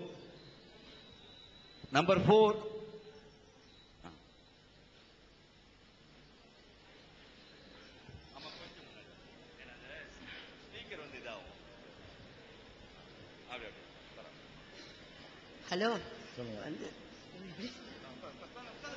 சொல்லுங்க. அந்த தலாக் பண்றது ஈஸின்னு வச்சுட்டாக்கா, அவவா ஆம்பளைங்க 2-3 கல்யாணம் பண்ணிட்டு பிடிக்காதவங்க டக்கு டக்குன்னு விட்டுட்டு போயிடுறாங்களே, அது ரொம்ப ப்ராப்ளம் ஆயிடும் இல்லையா? அந்த லேடி லைஃப், ஒரு லைஃப் சரியில்லை, இன்னொரு லைஃப் அமைஞ்சா இந்த மாதிரி அந்த லேடியோட லைஃப் ஸ்பாயில் ஆயிடும் இல்லையா? தலாக்கு மேலையா? ஆமா. நீங்க இப்பதான் வந்தீங்களோ? அதுல அப்பயே வந்துட்டு தலாக்கு சொல்லும்போது வந்துட்டீங்களா? அப்ப அதுல என்ன கேள்வி கேட்கறீங்க? அது போக இல்ல தலாக்கு பத்தி அவங்க கேட்டாங்க, அதை நான் சொல்லும்போது நீங்க இருந்தீங்களா? ஒரு ஆம்பளையே 3-4 கல்யாணம் பண்ணிட்டு அதுக்கு கேக்குறீங்க, தலாக்கு இல்ல. ஒரு ஆம்பளையே 3-4 கல்யாணம் பண்ணிருக்காங்க, அவங்களே விட்டுட்டு ஈஸியா பண்ணிட்டு போறாங்க. அந்த பொண்ணுடைய லைஃப் ரொம்ப ஸ்பாயில் ஆகுது. அதுக்கு சொல்றேன் நானு. இது நல்ல கேள்வி. அப்புறம் ஒண்ணு போதுமே. இன்னொன்னு வந்து மூட நம்பிக்கையே எங்ககிட்ட இல்லைன்னு சொல்றீங்க. அந்த பொண்ணை கல்யாணம் பண்ணிருந்ததுல இருந்து என் பொண்ணு ஓடி போயிட்டாங்க, இது போயிட்டாங்க, பணம் எல்லாம் செலஞ்சு, அப்படிலாம் மூட நம்பிக்கையெல்லாம் நீங்களே வளர்த்துக்கிறீங்களே, அது how far it is true? I'm asking. அதாவது என்ன கேக்குறாங்கன்னா, ஒரு ஆண் வந்து பல திருமணங்கள் செஞ்சுக்கிறீங்களே, ஒன்றுக்கு மேல ஒரு மனைவியோட வாழ வேண்டியதானே, ஒன்றுக்கு மேல திருமணம் செய்யறதுங்கிறது அது என்ன நியாயம்? அதனால பெண்கள் பாதிக்கப்படுறாங்களே அப்படிங்கிறது வந்து அது ஒரு நல்ல ஒரு கேள்வி. இஸ்லாமிய மார்க்கத்தை பொறுத்த வரைக்கும் நபிகள் நாயகம் ஸல்லல்லாஹு அலைஹி வஸல்லம் காலத்துக்கு முன்னாடி இருந்த உலகம் எல்லாம் பலதார மனம் வந்து நடைமுறையில் இருந்துச்சு. நபிகள் நாயகத்தை கொண்டு வரல, விளங்கிடணும். நபிகள் நாயகம் காலத்துக்கு முன்னாடியே பலதார மனம் செய்வது என்பது உலகத்துல நடைமுறையில் இருந்ததுதான். நபிகள் நாயகத்துக்கு முந்தி வந்த ஆபிரகாம், அவருக்கு பல மனைவி இருந்திருக்கிறாங்க, பைபிள்ல நீங்க பார்க்கலாம். அதே மாதிரி வந்து ஈசாக்கு, அவருக்கு பல மனைவி இருந்ததாக நீங்க பைபிள்ல பார்க்கலாம். தாவீது ராஜா, தாவூதுன்னு நாங்க சொல்லுவோம், அவர் பல மனைவியர் வச்சிருந்ததாக அவரை பற்றி பைபிள்ல சொல்லப்பட்டிருக்கிறது. அதே மாதிரி நம்ம கிருஷ்ண பகவானை எடுத்துக்கிட்டீங்கன்னு சொன்னா, அவர் பாமா ருக்மணின்னு சொல்லி அவரும் பல மனைவியரோட இருந்ததாக அங்கேயும் சொல்லப்பட்டிருக்கிறது. முருகரை எடுத்துக்கொண்டோமே ஆனால் அவரும் கூட வள்ளி தெய்வானைன்னு சொல்லி அவரும் பல மனைவியர் வைத்திருந்தா. உலகம் பூரா அது இருந்துகிட்டே இருந்தது. உலகம் பூரா எல்லாத்திலையும் நான் மேற்கொள்ள ஒரு ராமர் மட்டும்தான் ஒண்ணுக்கு உதாரணம் காட்ட முடியும் முக்கியமான ஆட்கள்ல பாத்தீங்கன்னா. பாக்கி யார் எடுத்து பார்த்தாலும் என்ன செஞ்சேன், ஒண்ணுக்கு உதாரணம் காட்ட இயலாது. அப்படித்தான் இருக்கு நம்ம தேடி பார்த்த வரைக்கும். இப்ப நபிகள் நாயகம் என்ன பண்றாங்கன்னு கேட்டா இத பாக்குறாங்க. உலகம் பூரா இது இருந்து கொண்டு அவங்க தான் கடைசியா வர்றாங்க. அதுக்கு முன்னாடி உள்ள காலத்தில இருந்து இது உலகம் பூரா இருந்துகிட்டு இருக்குது. எந்த லிமிட்டும் கிடையாது. சில இது நம்புறீங்களா நம்பலையா, ஆனா இருக்குது. ஒரு மன்னருக்கு 60,000 மனைவி இருந்தாங்கலாம் இருக்குது. எப்படி இருந்திருக்க முடியும்னு நமக்கு நினைக்க முடியாட்டாலும் எழுதி வச்சிருக்காங்க. தசரத மகாராஜாவுக்கு 60,000 மனைவியர் இருந்தாங்க அப்படின்லாம் எழுதி வச்சிருக்காங்க. 60,000 மனைவி இருந்தா எப்படி ஒரு குடும்பம் நடத்தினாருங்கிறது ஒரு பெரிய டவுட்டா தான் இருக்குது. இருந்தாலும் எழுதி இருக்குது. அப்ப நபிகள் நாயகம் என்ன பண்றாங்கன்னு கேட்டா இதுல ஒரு பேலன்ஸான முறையில ஒரு தீர்வை உலகத்துக்கு சொல்றாங்க. என்ன தீர்வு சொல்றாங்கன்னு கேட்டா ஃபர்ஸ்ட் இந்த லிமிட் இல்லாம இருக்குல்ல, அதுக்கு அதிகபட்சமா ஒரு உச்ச வரம் முன் வைக்கிறாங்க. உனக்கு அதிகபட்சமாக 4 வரைக்கும் கணக்கு வழக்கு இல்லாம பண்றவாறு ஒரு 4 தாண்டிடக்கூடாது அப்படின்னு ஒரு உச்சவரம்பு வைக்கிறாங்க. இது சரியா தவறா ரெண்டாவது, முதல்ல நடப்பு என்னங்கிற முதல் சொல்லிக்கிறேன். இது எந்த வகையில சரிங்கிறது ரெண்டாவது. 4 வரைக்கும் நீ என்ன செஞ்சுக்கலாம், பண்ணிக்கலாம். 4க்கு மேல நீ மனம் முடிக்க கூடாது அப்படின்னு ஒரு சட்டத்தை கொண்டு வர்றாங்க. ரெண்டாவது கொண்டு வர்றாங்க, அது நீ நேர்மையா இருக்கணும், உனக்கு தேவையா இருக்கணும், அவசியமானதா இருக்கணும். அது இல்லைன்னு சொன்னா நீ விபச்சாரத்தின் பக்கம் போய்விடுவே என்ற அளவுக்கு உன்னுடைய நிலைமை இருக்கணும். எல்லாரையும் சமத்துவமா நடத்த வேண்டிய நிலையில நீ இருக்கணும். அப்படி ஒரு நிலையில இருக்க வேண்டும் என்று இரண்டாவதாக ஒரு கண்டிஷனையும் போடுறாங்க. இதன் அடிப்படையில் நபிகள் நாயகம் ஸல்லல்லாஹு அலைஹி வஸல்லம் அவர்கள் 4 வரைக்கும் ஒரு அனுமதியை சொல்லி இருக்கிறாங்க. இல்லைன்னா சொல்ல முடியாது. குர்ஆன்லயே அது சொல்லப்பட்டிருக்கிறது. நபிகள் நாயகம் ஸல்லல்லாஹு அலைஹி வஸல்லம் அவங்களும் சொல்லி இருக்கிறாங்க. இப்ப விஷயத்துக்கு வருவோம். இப்ப இந்த பல மனைவியரை கல்யாணம் பண்றதுனால பெண்களுடைய ஒரு ஏற்கனவே மனைவியாக இருந்தால அவளுக்கு ஒரு சங்கடம் வரும், அவளுக்கு ஒரு பாதிப்பு வரும்ங்கிறத யாரும் மறுக்க இயலாது. அர்த்தம் செய்யும். ஏற்கனவே மனைவியா இருந்த ஒருத்திக்கு இன்னொருத்திய ஒருத்தன் கல்யாணம் பண்ணிக்கிட்டான்னு சொன்னா கண்டிப்பா அவளுடைய நிலையில இருந்து பார்த்தா அது பாதிப்பு தான். போயிடுச்சு, வாழ்க்கை போச்சு, பங்கு போட்டுக்கிற இன்னொருத்தி வந்துட்டால அப்படின்னு நினைக்கிறது இருக்குத, அது உண்மைதான். இது வரக்கூடாது என்று நம்ம நினைத்தோம்னு சொன்னா எப்படி சட்டம் போடணும், எப்படி சட்டம் போடணும்னு கேட்டா ஒரு ஆண் மகன் எந்த காலகட்டத்திலும் எந்த ஒரு பெண்ணோடும் எந்த வகையான தொடர்பும் வைத்துக் கொள்ளக்கூடாது அப்படின்னு தான் சட்டம் போட்டா இந்த பெண்களுக்கு அந்த உரிமை கிடைக்கும். உலகத்தில் எந்த நாட்டிலாவது, இந்தியா உள்பட எந்த நாட்டிலாவது இப்படி சட்டம் கிடையாது. எப்படி கிடையாது? ஒரு ஆணு ஒரு பெண்ணோட தான் வாழ்க்கை நடத்தணும்னு சொல்லி சட்டம் கிடையாது. எப்படி சட்டம் இருக்குன்னு கேட்டா கல்யாணம் என்ற பெயரில் ஒருத்தி தான் உனக்கு இருக்கணும். அன்அபிஷியலாக எத்தனை வேணாலும் இருக்கலாம். நம்ம நாட்டு சட்டம், நம்ம நாட்டில் உள்ள சட்டம் எப்படி இருக்குன்னு கேட்டா மனைவின்னு இந்த உரிமையை கொடுக்கிற பாரு, அது ஒருத்தி கொடுத்துக்க. உரிமை இல்லாம சின்ன வீடு, அதுக்கு சின்ன வீடுன்னு சொல்லி வச்சுக்கிறதா இருந்தா அது எவ்வளவு நாள் வச்சுக்க. அப்படி ஒருத்தர் வச்சுக்கிட்டாருன்னு சொன்னா அவருக்கு எதிராக நீங்க கோர்ட்டுக்கு போனீங்கன்னு சொன்னா கோர்ட்டு உங்க மனுவை தள்ளுபடி பண்ணிடும். அவர் எனக்கு கல்யாணம் பண்ணிட்டார், வச்சுக்கிறதானே செய்யறாரு, போ வேலையை பார்த்து. கோர்ட்டு சொல்லுங்கிறது அனுமானம் இல்ல, சொல்லி இருக்குது. எங்க சொல்லி இருக்குது? இந்தியாவில் உள்ள உச்ச நீதிமன்றத்தில் இருந்து, கர்நாடகா உயர் நீதிமன்றத்தில் இருந்து, சென்னையில் உள்ள உயர் நீதிமன்றத்தில் இருந்து, கல்கத்தாவுடைய உயர் நீதிமன்றத்தில் இருந்து பல வழக்குகளை விசாரிக்கும் பொழுது அவங்க என்ன பண்றாங்கன்னு கேட்டா கல்யாணம் பண்ணுவதுதான் தப்பே தவிர வச்சிக்கிறது தப்பு இல்லைன்னு சொல்லியிருக்கிறாங்க. அந்த தீர்ப்புகளை எல்லாம் ஒரு புஸ்தகமா நாங்க போட்டிருக்கிறோம். உச்ச நீதிமன்றங்களின் பார்வையில் பலதார மனம் என்று ஒரு புத்தகமாவும் போட்டிருக்கிறோம். கேள்வி கேட்ட சகோதரிக்கு அந்த புத்தகத்தையும் நம்ம தருவோம். இப்ப ஒண்ணு விளங்கிக்கிறோம். இப்ப எடுத்துக்கிறோம், ஒரு பெண்மணி இருக்கிறாங்க. இந்து பெண்மணியை கல்யாணம் பண்ணவர் இன்னொரு 10 பொம்பளை வச்சுக்கிட்டு இருக்காரு. இது சட்டத்தில் தப்பான்னு கேட்டா சட்டத்தில் தப்பு இல்லைங்கிறாங்க. அப்ப சட்டம் எப்படி இருந்திருக்கனே அதையும் தப்புன்னு சொல்லணும். எதை அப்பவும் பாதிக்கப்படுதுல, கல்யாணம் பண்ணி போனாலும் பாதிக்கப்படுது, வப்பாட்டியை வச்சுக்கிட்டு இருந்தாலும் பாதிக்கப்படுதா இல்லையா? ஒரு பெண்ணுடைய உரிமை, வப்பாட்டிக்கு தடை இருக்குதா? எந்த சட்டத்தையும் கிடையாது உலகத்துல எந்த நாட்டிலையும். அப்ப என்ன பெண்ணுரிமை இந்த ஆளுக்கு வழங்குறாங்க? பெண்ணுரிமை வழங்கினா வப்பாட்டி வச்சுக்கிறவனு முடிச்சு உள்ள போட்டா தான் ஒரு பெண்ணோட வாழ்க்கை நடத்துவான். இஸ்லாம் என்ன சொல்லுதுன்னா, அடே வப்பாட்டி வச்சுக்கிற அளவுக்கு போனேன்னு சொன்னா அவளோட குடும்பம் நடத்துறீல, மனைவிங்கிற அந்தஸ்து கொடுத்து செய்யறா, சொத்துல பங்கு கொடுத்து செய், அவளுக்கு பிறக்கிற பிள்ளைக்கு வாரிசுங்கிற உரிமையை கொடுத்து செய். வப்பாட்டி வைக்கிறதை விட அவள் ஒரு பொம்பளை தானே. நம்ம பொம்பளைங்கிறது இந்த முதல்ல மனைவியா இருக்கிற அவளை மட்டும் பொம்பளைன்னு பாக்குறோம். இவ பொம்பளையா இல்லையா? இந்த வப்பாட்டின்னு வச்சுக்கிட்டு ஏமாத்துறான குடும்பம் நடத்துறான், 10 காசு சொத்துல பங்கு மண்டையை போட்டான்னு வைங்க, இவன் சொத்துல அவளுக்கு பங்கு கிடையாது. புள்ள 4 புள்ள பெற்றிருப்பான் அப்பாட்டிக்கு, இவன் புள்ளதான். அந்த புள்ள அப்பன்னு சொல்லி வாரிசு முறையில் எதுவும் வாங்க முடியாது. அப்ப எந்த மாதிரி ஏமாற்றுவது என்பது நியாயமா? நீ அப்பாட்டி வைக்கிற அளவுக்கு நீ போவதாக இருந்தால் மனைவிங்கிற அந்தஸ்தை கொடுத்து பண்ணு. இப்படி செய்யும் பொழுது இந்த ஒளிச்சி மறைச்சிக்கிட்டு செய்யறது, அப்பாட்டிட்ட விபச்சாரத்துல போனான்னு வைங்க, ஏராளமான நோய்களை வாங்கிட்டு இந்த பொண்டாட்டியில விடுவான். அது முறையாக ஒருத்திய கல்யாணம் பண்ணிக்கிட்டான்னு வைங்க, அப்ப எய்ட்ஸ் விலைக்கு வாங்கிட்டு பொண்டாட்டி கொடுக்க முடியாது. ஆனா பெண்களை என்ன பண்றாங்கன்னு கேட்டா, நீங்க வச்சுக்கிறீங்க ஆனா கட்டிக்கிறாதீங்க அப்படி சொல்ற பொம்பளை எல்லாம் இருக்குது. ரெண்டுல என்ன வித்தியாசம்? ரெண்டு ஒண்ணுதானே.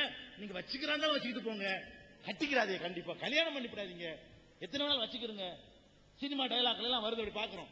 அப்ப இதெல்லாம் சரியான வாதம் இல்லை. இஸ்லாம் என்ன சொல்லுதுன்னு கேட்டா, நீ ஒருத்தியோட வாழ்க்கை நடத்து, முடியலையா பப்பாத்தி தான் வச்சுக்கிருவியா, அல்லது விபச்சாரம் பண்றதுக்கு தான் அலைய போறியா? அப்படி போறவனா இருந்தால் அதை தடுத்து நிறுத்தும் விதமாக சட்டப்பூர்வமா மனைவிங்கிற அந்தஸ்தை கொடுத்துவிட்டு அவளோட நீ வாழ்க்கை நடத்துறதுனால அதையும் குடுன்னு சொல்வது இந்த ரெண்டில் எது நல்லதுங்க பார்க்கணும். இந்த ரெண்டுல எது நல்லது? பப்பாட்டியை வச்சுக்கிற நல்லதா, மனைவிங்கிற அந்தஸ்து கொடுக்க நல்லதா? இப்படிதான் சொல்லுது இஸ்லாம். அதே நேரத்தில் இஸ்லாம் போட்டுக்கிற இந்த கண்டிஷனை பாத்தீங்கன்னு சொன்னா, இப்ப உங்களுக்கு காட்டணும் பாருங்களேன். இங்க இருக்கிறவங்கள முஸ்லீம்கள்ல 2 கல்யாணம் பண்ணாலும் கை தூங்க எல்லாம் கிடையாதுமா. பாக்குறேன் உங்களுக்கு எத்தனை ஒண்ணுதான், இன்னொன்னு பார்க்க முடியல. சரி பாக்குறது பாருங்க. இப்ப எனக்கு ஒரு மனைவி யாரு இப்ப அதெல்லாம் கிடையாது, நீங்க சொல்ற அளவுக்கு எல்லாம் இல்ல. இஸ்லாம் என்ன செய்யுதுன்னா, அந்த மாதிரி போற ஒருத்தனுக்கு வப்பாட்டி வச்சுக்கிறாங்க பொண்டாட்டியாது, இல்லன்னா ஒருத்தியோட வாழ்க்கை நடத்து. வப்பாட்டி தான் வச்சுக்கிறேன்னு போறியா, அப்படி ஏமாத்தாத. மனைவின்னு சொல்லி அவளுக்கு உரிமையை கொடுத்து வச்சுக்கிட்டு ஒளிஞ்சுக்கிட்டு கண்டவளையும் போய்கிட்டு விபச்சாரம் பண்ணி வியாதி வாங்கிட்டு மொண்டாடி கொடுத்துட்டு போயிடுறாங்க. அப்படின்னு சொல்ற அடிப்படையில தான் இதை சொல்றாங்களே தவிர ரெண்டில் எது நல்லது நீங்க பார்க்கணும். ஒரு காலத்துல இந்த ஆம்பளைய விபச்சாரத்தை தடுக்கிறதுக்கு சட்டம் போட முடியல. அல்லது என்ன செய்யணும், விபச்சாரமே குற்றம்னு சொல்லி இந்த நாட்டில் சட்டம் போடணும். உலகத்துல எந்த நாட்டிலாவது விபச்சாரம் குற்றமா? நம்ம நாட்டில் குற்றமா? எந்த ஆம்பளை எந்த பொம்பளையை கூட்டிட்டு போனாலும் நம்ம நாட்டில் அது செக்ஷன் கிடையாது. எப்ப குற்றமாகும்? மைனர் பொண்ணை கூட்டிட்டு போனாதான் குற்றமாகும், வற்புறுத்தி இழுத்துக்கிட்டு போனாதான் குற்றமாகும். 2 பேரும் விரும்பிட்டாங்கன்னு வைங்களேன், நம்ம நாட்டு சட்டத்தில் குற்றமே கிடையாது. இது என்ன சட்டங்கிற? அதனால இந்த பலதார மனங்கிற வலியுறுத்தின கட்டாயம் ஒண்ணும் கிடையாது, அப்படி யாரும் பண்றதும் கிடையாது. வப்பாட்டி வைக்கிற நிலைமைக்கு போறவன் மனைவிங்கிற அந்தஸ்து கொடுத்துட்டு போயிடுவான், அவ்வளவுதான். வேற நம்பர் 5 கூடுதல் வளத்துக்கான உங்களுக்கு புஸ்தகம் தர சொல்றேன், விவரம் விரிவா இருக்குது. அவங்களுக்கு ஒரு புஸ்தகம் கொடுத்துருங்க பாக்காரு, குற்றச்சாட்டுகள் பதில். என் பெயர் இளமாறன். இயேசுநாதர், நபிகள் நாயகம், ஆதிசங்கரர் இவர்களெல்லாம் இறைவனால் அனுப்பி வைக்கப்பட்ட தூதுவர்கள் என்று சொல்கிறார்கள். அப்படி இருக்கும் பொழுது இயேசுநாதரை பற்றியும் ஆதிசங்கரரை பற்றியும் சினிமா மூலமாகவோ டிவி தொடர்கள் மூலமாகவோ புத்தகங்கள் மூலமாகவோ நாங்கள் தெரிந்திருக்கிறோம். நபிகள் நாயகத்தை பற்றி ஏன் ஒரு திரைப்படமாகவோ டிவி தொடர் மூலமாகவோ எடுத்திருக்க கூடாது? அப்படி எடுத்திருந்தால் நாங்கள் எல்லாம் பார்த்து தெரிந்து கொள்ள ஒரு வாய்ப்பாக இருக்கும் என்ற கேள்வி உங்களிடம் கேட்கிறேன். நல்ல கேள்வி கேட்கிறாங்க. இப்ப இயேசுநாதரை பற்றி சினிமா எடுத்து அதன் மூலமாக இயேசுநாதர்னா யாருங்கிறது உலகத்துக்கு தெரிஞ்சு போயிருக்குது. 2வது ஆதிசங்கரை பத்தி சினிமா எடுத்து அவர் யாருங்கிறத பத்தி என்னஞ்சாங்க உலகத்துக்கு தெரிஞ்சு. நபிகள் நாயகத்தை பத்தி ஒரு சினிமா எடுத்து விட்டா அவங்க யாருங்கிறது நல்லா உலகத்துக்கு தெரியுமேன்னு சொல்லி கேட்கிறாங்க. இது ஒரு விஷயத்தை விளைவிக்கணுங்க. சினிமாங்கிறதை பொறுத்த வரைக்கும் அதுல வர்ற எல்லாரும் நெசம்னு நினைக்கிறீங்களா யாராவது? இல்ல. சினிமா என்பது ஒரு டைரக்டருடைய கற்பனை. வரலாறு எடுத்தால் கூட இப்ப உதாரணமா இப்ப ரஜினிகாந்த வச்சு உதாரணத்துக்கு சொல்றேன். ரஜினிகாந்த வச்சு அந்த ஒரு வரலாறு, எந்த வரலாறு? ராகவேந்திரா இல்ல, ரஜினிகாந்த வச்சு மதுரை வீரன் எடுக்கிறான்னு வைங்க, இவர் சாவ மாட்டார். ரஜினிகாந்த வச்சு எடுக்கிறாங்க, மதுரை வீரனை கை காலெல்லாம் வெட்டினாங்க இல்ல, இவர் நினைஞ்சிருவார், திருப்பி வெட்டிட்டு வந்துருவார். அப்படிதான் எடுக்க முடியும் இவரை வச்சு எடுக்கிறதா இருந்தா. அப்ப கதாநாயகருக்காக வேண்டி கொஞ்சம் காம்ப்ரமைஸ் பண்ணணும், கதாநாயகிக்காக வேண்டி கொஞ்சம் காம்ப்ரமைஸ் பண்ணணும், மார்க்கெட்ல விடுறதுக்காக வேண்டி கொஞ்சம் காம்ப்ரமைஸ் பண்ணணும். அந்த தொப்புள் ஆம்புலெட் எல்லாம் காட்டினா தான் மக்கள் பார்ப்பாங்க. தொழில் பணம் போட்டு எடுக்கிறவங்க வந்துகிட்டு நீங்க ஒழுங்கா எடுத்துட்டு வைங்க, அது டாக்குமெண்ட்ரி படமா பெட்டியில தூங்குமே தவிர யார் பாக்குவா? நம்மளே பாக்குறது எதை பார்ப்போம் சொல்லுங்க, பார்ப்போம். எதை போய் நீங்க பாப்பீங்க? அதுல ஒரு 2-3 பாட்டு இருக்கணும், டான்ஸ் இருக்கணும், விரசமான வசனங்கள் இருக்கணும், கொஞ்சம் கவர்ச்சிகள் இருக்கணும், வெளிப்புற படப்பிடிப்பும் இருக்கணும், பலவிதமான அம்சங்கள் இருந்தா தான் போய் பார்க்க முடியும். அப்ப சினிமா என்பது 90% கற்பனையும் 10% உண்மையும் சேர்ந்துதான் சினிமாங்கிறது. கரெக்டாவும் எடுக்கவே முடியாது, எடுத்தா ஓடாது. நபிகள் நாயகத்தை பொறுத்த வரைக்கும் அந்த மாதிரி கற்பனை கலக்கிறத நாங்க ஒத்துக்கவே மாட்டோம். யதார்த்தம் அவர் என்னவா இருந்தார் அப்படித்தான் இருக்கணும். எந்த அளவுக்கு நாங்க இன்னும் சொல்றேங்க, உங்களுக்கு வீரபாண்டிய கட்டபொம்மன் உடனே யார் யாபத்துக்கு வரும் சொல்லுங்க, நெஞ்சில கை வச்சு சொல்லுங்க. வீரபாண்டிய கட்டபொம்மன் உங்களுக்கு யார் நினைவுக்கு வருவாரு? ஷாஜி கணேசன் தான் வருவார். வீரபாண்டிய கட்டபொம்மன் உங்களுக்கு தெரியாது. வீரபாண்டிய கட்டபொம்மன் கண்ணை மூடிட்டு பார்த்தா சுவாஜி அந்த மீசை வச்சுக்கிட்டு ஏறு உழுதாயா நாட்டு நட்டாயான்னு பேசினாரு. அதான் உங்களுக்கு மனசுல நிக்குமே தவிர எது நிக்காது. வீரபாண்டிய கட்டபொம்மன் எப்படியா இருந்திருப்பாரு நமக்கு தெரியல. என்ன மாதிரி இருந்தா கருப்பா சிவப்பா நமக்கு ஒண்ணுமே தெரியல. நமக்கு சிவாஜி கணேசன் தான் தெரியும். நாளைக்கு நபிகள் நாயகத்தை சிவாஜி கணேசனை போட்டு படம் எடுத்தோம்னு சொன்னா சிவாஜி சிலையை வச்சுக்கிட்டு ப்ராஃபட் முகமது போட்டு அப்புறம் அது ஒரு கடவுளாகி போயிடும். இன்னும் சொல்ல போனா நாங்க இன்னொன்னு சொல்லிக்கிறேன், இஸ்லாமியர்களை பொறுத்த வரைக்கும் ஒரு விஷயத்துல முஸ்லிம்கள் தெளிவா இருக்கணும். என்ன விஷயம் கேட்டா, உருவங்களாக நபிகள் நாயகம் வாழும் பொழுது அவங்களை யாரும் உருவம் வரையக்கூடாதுன்னு தடுத்துட்டாங்க. இப்ப கொஞ்ச காலத்துக்கு முன்னாடி கூட அமெரிக்காவில் ஒரு சிலை 10 பேருக்கு சிலை வச்சாங்க. 10 பேருக்கு யாருக்கு எந்த 10 பேரு? உலகத்துக்கு சிறந்த சட்டங்களை வழங்கிய 10 பேருக்கு சிலை வச்சாங்க. அந்த 10 பேர்ல நபிகள் நாயகத்தையும் ஒரு ஆளா வச்சு அவர்களுக்கு சிலை வச்சாங்க. உலக முஸ்லீம்கள் கூட நாங்க எடுக்க சொன்னோம். எதுக்கு நீங்க சிலை வைக்கிறீங்க? எப்படியா இருந்தார் நபிகள் நாயகம்? நீங்க பாத்தீங்களா? இந்த மாதிரி தான் இருந்தாங்களா? வைக்க கூடாதுன்னு சொல்லிட்டாங்க, எதுக்கு வைக்கிறீங்க? நாங்க என்ன நினைக்கிறோம் கேட்டா, ஒரு மனிதர் வாழ்ந்து முடிஞ்ச ஒரு மனிதருடைய புனிதமா கருதப்படக்கூடிய ஒரு வடிவத்தை கொடுத்தீங்கன்னா எதிர்காலத்தில் அவர் கடவுளாகி விடுவார், அவரை கும்பிட ஆரம்பிச்சிருவாங்க. இன்னைக்கு வரைக்கும் முஸ்லீம்கள் யாரும் நபிகள் நாயகத்தை கும்பிட மாட்டோம். நபிகள் நாயகத்தை மதிப்போம், அவர் சொன்னபடி நடப்போம், அவரை கும்பிட மாட்டோம். நபிகள் நாயகமே நீங்க தான் எங்களுக்கு எல்லாம் கேட்கவே மாட்டோம், கடவுள்கிட்ட தான் கேட்போம். இவர் கடவுளால் படைக்கப்பட்ட ஒரு மனிதர் என்றுதான் நபிகள் நாயகத்தை நாங்க மதிக்கவுமே தவிர அதை தாண்டி மதிக்க மாட்டோம். அதையெல்லாம் இந்த சினிமா என்பது கெடுத்துரும். இந்த மாதிரி ஒரு காரணத்துக்காகத்தான் சினிமாக்கள்ல கரெக்டா சொல்ல முடியாது. அதுக்கு ஒரு உருவம் வரும், அதுக்கு ஒரு சிலை வரும், அதுக்கு ஒரு வழிபாடு வரும். எதிர்காலத்தில் என்ன ஆகும் இன்னும் சொல்லுங்க. திருவள்ளுவருக்கு இப்போ ஒரு உருவம் கொடுத்திருக்காங்க. இப்படியா இருந்தாரு திருவள்ளுவர்? இந்த உருவத்தெல்லாம் இருந்தாரா? இல்ல, நிச்சயமா இல்ல. இந்த நூற்றாண்டுல உள்ள ஒரு ஓவியனுடைய கற்பனை தான் திருவள்ளுவருக்கு இந்த தாடி இதெல்லாம் வச்ச உருவம். திருவள்ளுவருக்கு அந்த காலத்துல இருந்து ஒரு கல்வெட்டோ ஒரு சிலையோ இருந்து அதை வச்சு கண்டுபிடிச்சாங்களா? கிடையாது. அப்ப திருவள்ளுவருக்கு தாடி இருந்துச்சுன்னு ஒரு அறிவிப்பு இருக்குதா? இல்ல. திருவள்ளுவர் மீச வச்சிருந்தாரு, குடுமி வச்சிருந்தாரு ஆதாரம் இருக்குதா? இல்ல. இல்லாத ஒரு கற்பனையை கொடுத்தாங்க, அதுவே திருவள்ளுவர் என்று பதிஞ்சு போச்சு பாருங்க. அந்த மாதிரிலாம் வந்துடக்கூடாது. நபிகள் நாயகத்தை நாங்க பார்க்கல, இல்லாத ஒரு ஆளை எந்த வடிவத்தில் கொண்டு கொடுக்கிறது? இப்படி எல்லாம் பல காரணத்தினாலதான் அந்த சினிமாவை கொண்டு நபிகள் நாயகத்தினுடைய இதை பரப்பக்கூடாது. அதுல யதார்த்தம் இருக்காது. கதை அவன் யதார்த்தத்தை காட்டினாலும் பார்க்கிறவன் என்ன சொல்லுவான் தெரியுமா? சினிமாவை கொஞ்சம் சேர்த்திருப்பாங்க, அது கரெக்டா இருக்கு, அதுல 90 கழிச்சு போடுவான். அப்படியும் இருக்குது. சினிமான்னு சொல்லி சினிமாவை தான் பார்ப்பாங்க. அப்படி சொல்லாம புத்தகங்கள் வழியா இருக்குது, உள்ளபடி எழுதுனது, அதுல தெரிஞ்சுக்கலாம். வேற ஒரு நிமிஷம். கேசட் மாத்துறாங்க, கேசட் மாதிரி கொஞ்சம் அதிகமான சகோதரர்கள்